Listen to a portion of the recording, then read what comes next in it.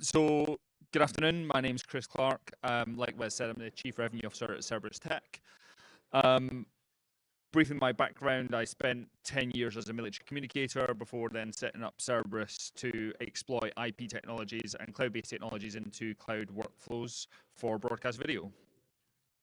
So at Cerberus Tech, we are experts in cloud video encoding, processing, and transport.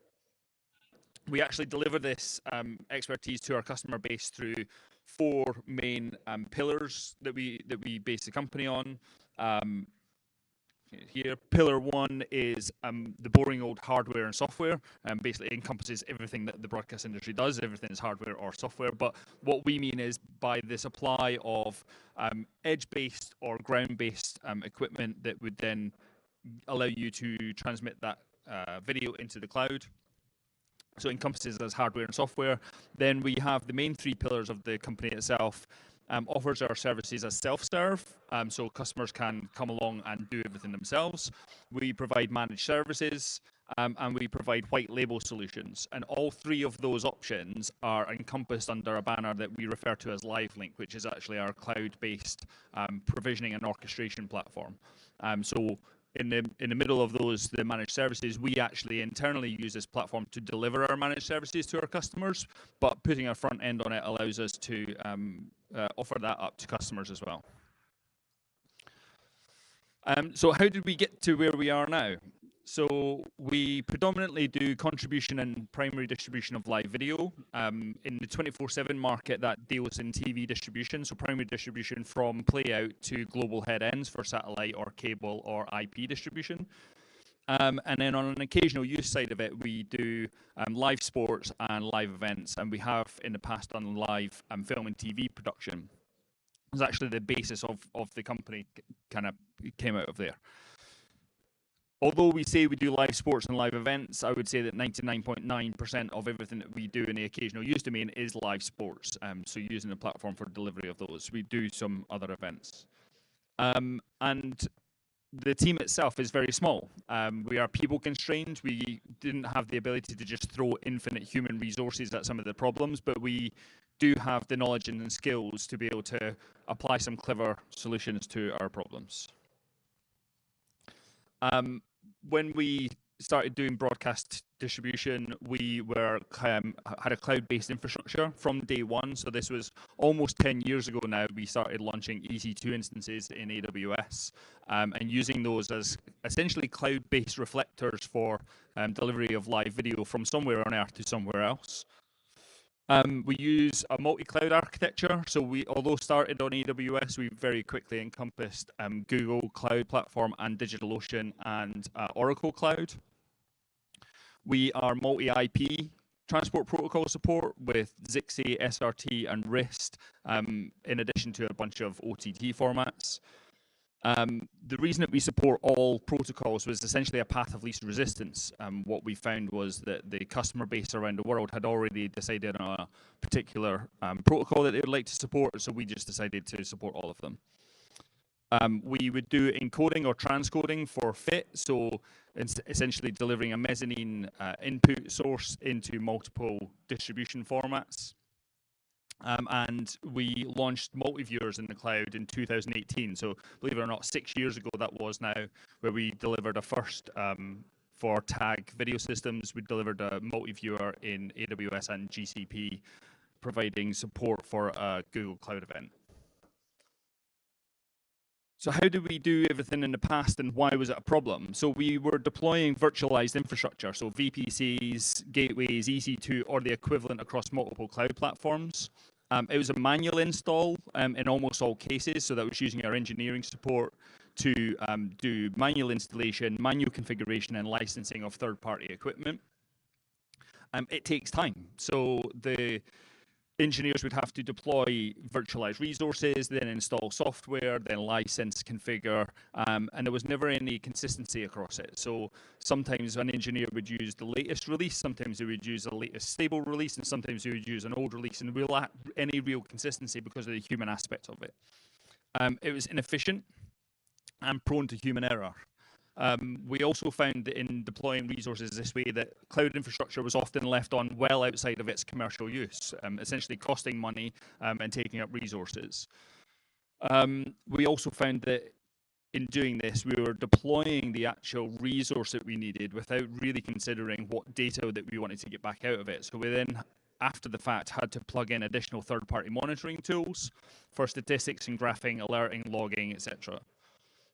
Sometimes this involved then a multi-day setup for some of the events that we did. So oftentimes turning up to do a 3-day event meant that we had to be on site for a week just to build and test and iterate. And then we found that in addition to cloud infrastructure left on beyond the commercial use, we found that out of hours, doing a multi-day event, the platform wasn't in use for 12 hours of each of those days, but it was still being left on through a fear or reluctance to shut it down just in case it didn't come back again. So we found it just very frustrating. So what did we do? We built a provisioning and orchestration platform. Like I said earlier, we refer to this platform as LiveLink. It was built initially for our own internal use, so we wanted to empower our engineers and operators to deploy the systems and resources that we're used to, but actually with some uniformity.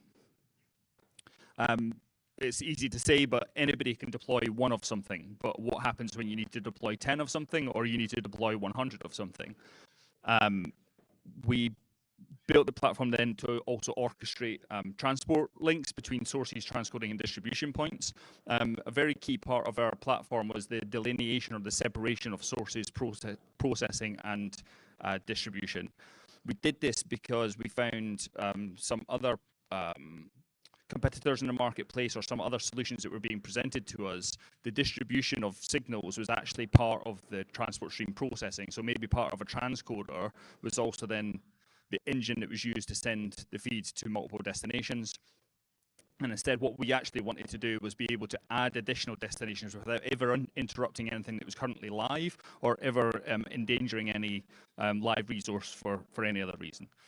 We also wanted to be able to schedule tasks. A key part of orchestration and provisioning is being able to do it at some arbitrary point in the future, but being able to control when that point is, when you want it to start and when you want it to stop. Building a scheduler, you say to the industry, we need a scheduling tool, and almost all of the major broadcasters, I think, use Schedule. We decided with the architecture that we had that we wanted to build our own scheduler. I think the developers in-house would say it was one of the hardest things that they've ever had to do, and if asked to do it again in the future, they would probably say no. But we also then wanted to do statistics monitoring, alerting, data visualization. Not only did we want to be able to just orchestrate the tools that we deploy, we wanted to be able to enhance the operator's visualization of the data and be able to pinpoint issues. Currently, the entire platform is built on a cloud-native architecture. So our platform itself, so the actual provisioning and orchestration part of it is all cloud-native. What we use the platform to do is then orchestrate some tools which are cloud-native and some tools which I would call cloud-ready. I think in a similar guise to the way HD-ready wasn't quite HD when it came out, and I think a lot of software and tools that are being launched now are cloud-ready but not quite cloud-native. What it gives us, though, is an architecture to deploy either, but then also work with vendors as they're on their own roadmap from going from cloud-ready to cloud-native and be able to switch those tools in. Did that not change? There we go. So the actual architecture itself then. So I know maybe about 10% of this. If you want to know more, you can always come over to the stand. I'll pinpoint it on a slide later. And our head of development and current CEO is on the stand, and he'll be able to go through it. But essentially what we built was a UI. So the UI that allows anybody to log in and use this platform is actually just a single page application. It's served out of S3 and is essentially just a skin for the API itself. The entire back end runs on an API, and so the front end is just the skin for that. That gives us control when we come to white label the platform for some other parties, because we can just put a new skin on it and it actually acts as exactly the same thing but maintains other companies' branding. The back end, like I said, is cloud native and it has an entirely scalable API. The API is also public and published. And we don't hide behind anything. Anything that the platform can do has an API endpoint because that's how it works. We've employed WebSockets, which gives real-time UI updates for users, so allowing a collaborative approach between different users logged onto the platform, perhaps in different parts of the world. Instead of relying on an API call to get an update on something, if there's something updated, then the platform just pushes it out of the WebSocket down to the user's UI. And then content first. All environments are self-sufficient, so the platform itself operates as a orchestration tool, and when the customer comes to deploy resources, we call these environments, and an environment is then just a logical container block for all of the video processing and transport that you would want to do in any one given cloud region. The environments themselves then are entirely self-sufficient. What do we mean by that? Is that if you use the platform to create schedules, those schedules, as soon as you create them, are pushed to the environment. So if there's ever a link lost between the platform itself and the environment is entirely self-sufficient. It does the same with all of the monitoring points, so all alerts and logs and monitors and graphing is all held locally on the environment, and so if it loses connection with the rest of the platform, it will all hold onto all that data until that link's established again. It doesn't ever happen, but we've just really thought about the design. What do we automate so far?